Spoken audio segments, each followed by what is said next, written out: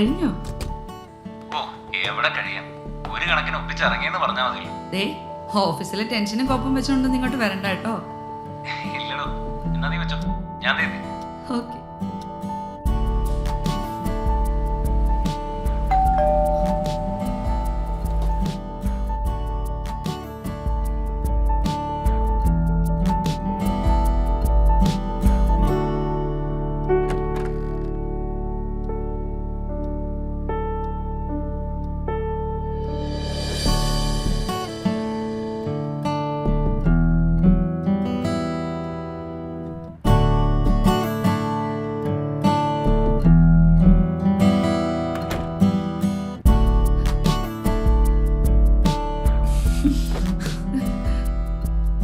നിനക്കൊരു മാറ്റവും ഇല്ല. എന്നുവെച്ചാ നീ പണ്ടും ഇങ്ങനെയായിരുന്നു.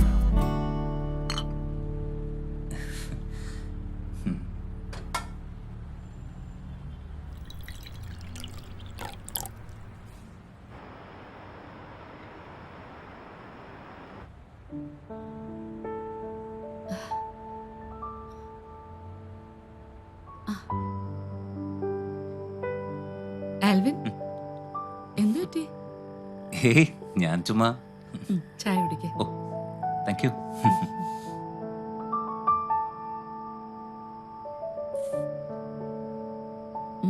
എന്താ?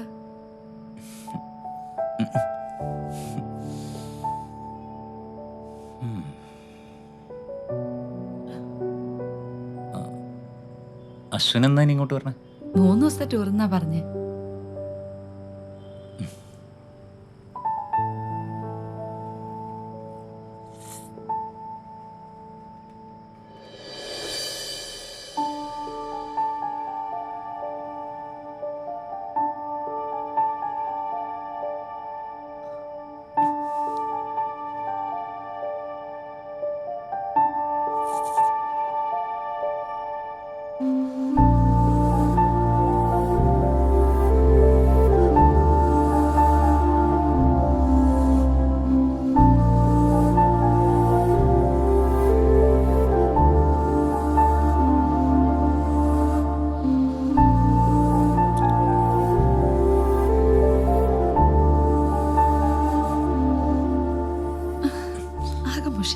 ഞാനൊന്ന് ഫ്രഷ് ആയിട്ട് വരാം.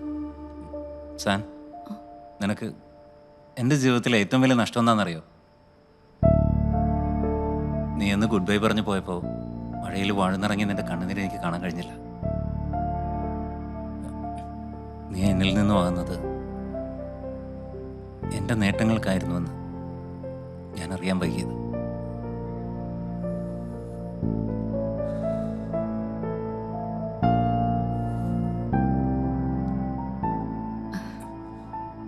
കാലം മായ്ച്ച കഥകളെ ഓർത്ത് എന്തിനു പുറകിലേക്ക് സഞ്ചരിക്കണം?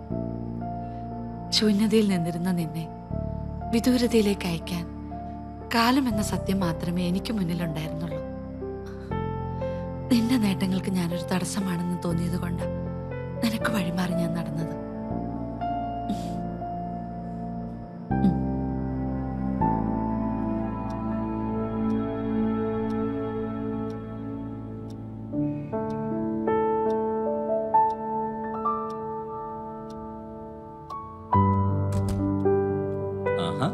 നിനക്ക് വായനാശീലമുണ്ടോ? വായനാശീലം മാത്രമല്ല, കുറച്ച് എഴുത്തും കൂടിയുണ്ട്. ഓ, പക്ഷെ വായിക്കുന്ന എഴുതുന്നൊന്നും ഞാനല്ലെന്നേ ഉള്ളൂ. അതെ, വായനാശീലം ഉണ്ട്. നീ അതൊക്കെ ഒന്ന് മറിച്ചു നോക്ക്. അപ്പോഴേക്കും ഞാൻ കുളിച്ചിട്ട് വരാം.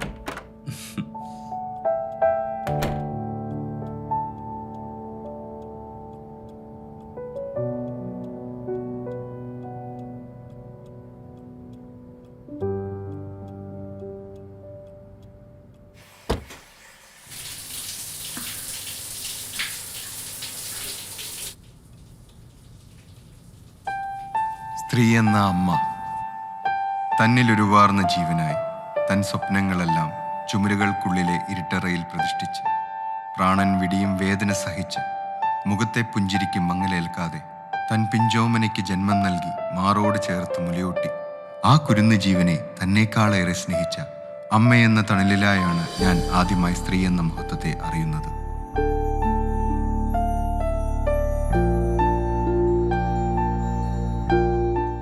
തന്ന പെങ്ങൾ.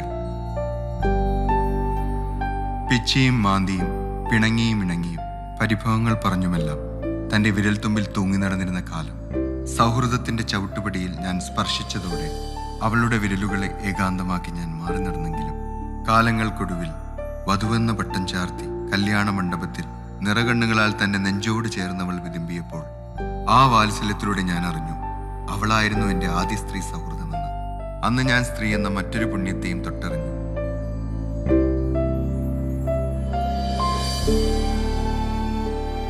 സ്ത്രീ എന്ന ഭാര്യ ബാല്യ യൗവന കാലങ്ങളിൽ 1000 സ്വപ്നങ്ങൾ മനസ്സിൽ നെയ്തുവെച്ച് തൻ്റെ കണ്ണുകളിലൂടെ ഈ ലോകത്തെ കാണാൻ ആഗ്രഹിച്ചവൾ വേരുറച്ചു പോയ മണ്ണിൽ നിന്നും പറിച്ചു നട്ടതോടെ തൻ്റെ കാഴ്ചകളെല്ലാം അപരിചിതരിൽ മാത്രമായി ഒതുങ്ങി നിന്നു. പരിഭവങ്ങളും സങ്കടങ്ങളുമെല്ലാം ഒരു പുഞ്ചിരിക്കുള്ളിൽ ഒളിപ്പിച്ച് തൻ്റെ കുഞ്ഞിനെ തന്നുദരത്തിൽ ചുമന്ന് നൊന്തു പ്രസവിച്ച് സ്വന്തം ജീവിതം തന്നെ ഭർത്തൃകുടുംബത്തിനു വേണ്ടി ത്യജിച്ച ഭാര്യ എന്ന സത്യത്തിലൂടെ സ്ത്രീ എന്ന ത്യാഗത്തെ ഒരിക്കൽ കൂടി ഞാൻ അറിഞ്ഞു.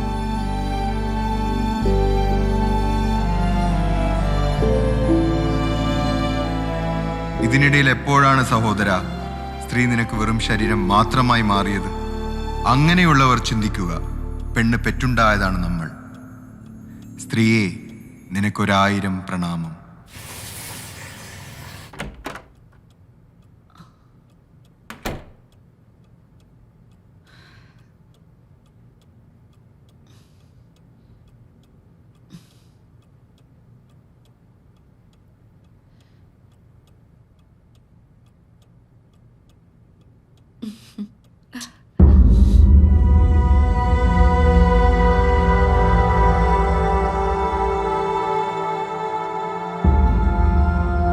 ആൽവിൻ,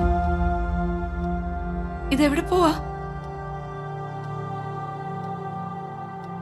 നീ എപ്പോഴെങ്കിലും അയാളെഴുതിയ കാര്യങ്ങൾ വായിച്ചു നോക്കിയിട്ടുണ്ടോ? ഞാനത് നോക്കാറില്ല, എനിക്ക് അതിനുള്ള സമയമില്ല. സമയം കിട്ടുവാണെങ്കിൽ എപ്പോഴെങ്കിലും ആ ടേബിളിൽ അയാളൊരു പുസ്തകം വെച്ചിട്ടുണ്ട്, അന്ന് വായിച്ചോ.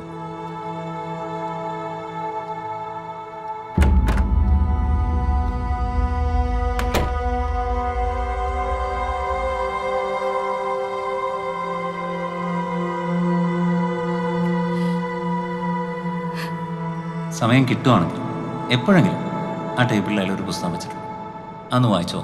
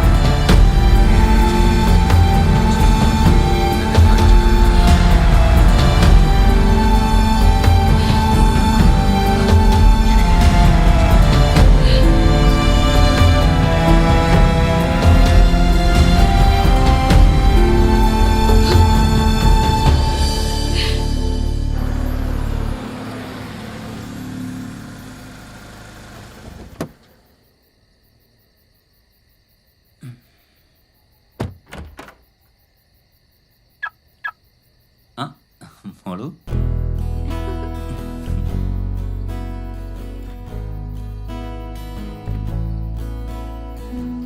മോള് ഉറങ്ങിയില്ലേ?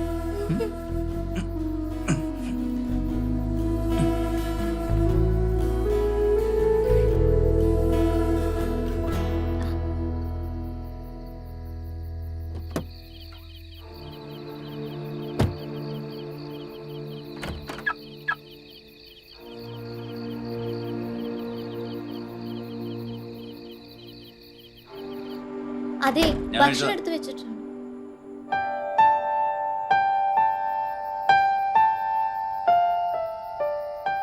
നിന്റെ കണ്ണീന്ന് വീഴുന്ന അവസാന തുള്ളി കണ്ണീരായിരിക്കും ഇത്.